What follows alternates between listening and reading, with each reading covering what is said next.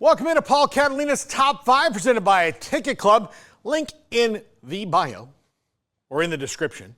I don't know. Some of these things are new social media terms. I get confused. I'm going to be 45 in less than a month.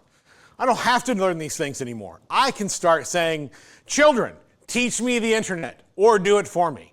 That's the joy of middle age and apparently senior citizendom, is that you don't have to push buttons on things, no matter how simple it may be. Today, top 5 things bothering me after the first weekend. This is where I get to be a curmudgeon a little bit here. Number 5, big conferences kind of suck. Look, congratulations to the SEC on getting 14 teams in.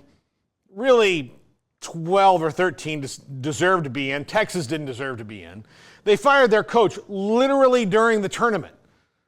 Is that a team that should be in the tournament? One that was so unhappy with their coach, all it took was one more loss to do it? Nah.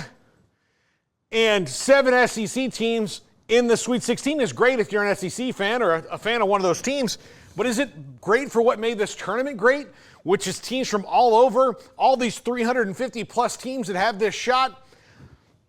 Not really. I mean, the only double-digit seed we'll talk about in a second is from one of those bloated conferences. It's just, at least in this year, and I don't want to throw the baby out with the bathwater and start a panic, but at least this year, there's a little of the luster lost in the tournament because of all the big dogs and all the bloated conferences that now get more teams in. They weren't just a year ago in those conferences or 2 years ago. So we're adjusting to a new normal, and this is why adding even more teams at 76 won't make this thing better. Number 4. One of those teams was bought on chicken nugget money from Tyson Chicken. Calipari, the only double-digit seed in Arkansas in the tournament, actually underachieved to be a 10 seed. The amount of money that they're paying Coach Calipari and that roster means they should be a much higher seed than 10.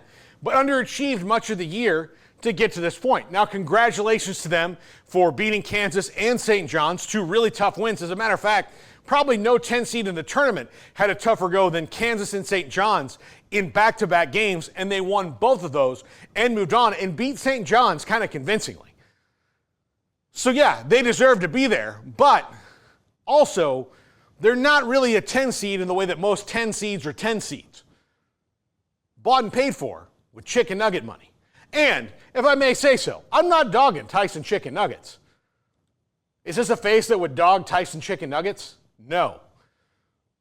And Dino Nuggets are fantastic. If you're a child and want a Dino Nugget, I support you. If you're an adult and want them in private, I also support that. But don't do it in public. Be an adult. Not knocking it, it's just the fact of it that, yes, a 10 seed is underachieving for them. Now they've matched to where the roster they're paying for, which is a Sweet 16 roster. Number 3.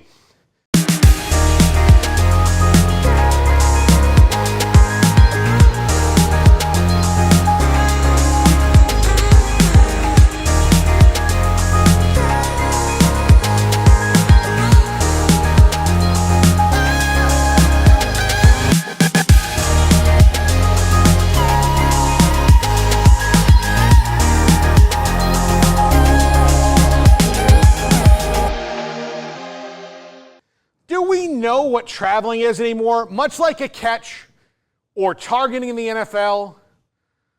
Derek Queen, in my opinion, traveled on that last shot. Gene Steratore is an official. He said he didn't travel. Other officials have commented and said he did. So what's a freaking travel? I don't know what it is. I thought 3 steps meant traveling, but apparently there's something about if you're totally controlling the ball or whatever, I don't know. I just want to know what traveling is. The NBA kind of ruined this for everybody, but I don't know. And I can't say, was that traveling or not? Because when I watched it, I thought, hey, that's traveling. Then right after, I was pulled into a debate online and on television of, was it really traveling? And no one really gave me a definitive answer, whether it was or it wasn't. It's just up to the eye of the beholder. Number 2, This is a meme I saw this weekend, was sent to me, and I thought I would bring it up because I feel, even though it's not my original idea, that I do need to talk about it as the resident Italian here. My name is Naval, so I'm going to have an opinion on this. We pitted all the Italians against each other. Patino versus Calipari, other Patino versus Izzo. And that means we only get 2 out of the 4 possible Italians in the tournament. I don't like this.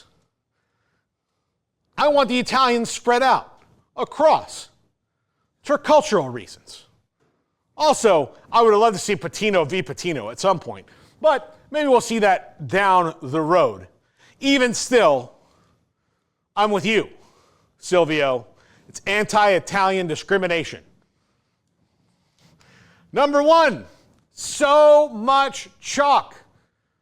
One of the reasons the first weekend is exciting is because the non-chalk moments happen. And while we got close a couple times, it just didn't happen. Now, is this the first year that we've had chalk, chalk, chalk, chalk, chalk? No. Now, the world will react as if it is, but it's not. It's just a bummer when it happens that not one big team got upset. Now, I picked Florida to win this whole thing. And yes, I feel dirty. Would I have been happy to just have given my $25 in the pool I'm in to my friend who's putting it on if I was wrong about Florida winning? Yes. And for them to get upset? Absolutely. Wasn't going to happen, obviously, although UConn gave them all they wanted. But I would like to see one, like big time 15-2, 14-3, like one of those, too much chalk. All the number 1 seeds are alive. Only 1 2 seed is not. And that's St. John's, who lost to Arkansas, who's really not a 10 seed in the way that most 10 seeds are 10 seeds. I'm going back to that because, again, chicken nugget money, baby. That's going to do it for us. Smokey, please dismiss the class.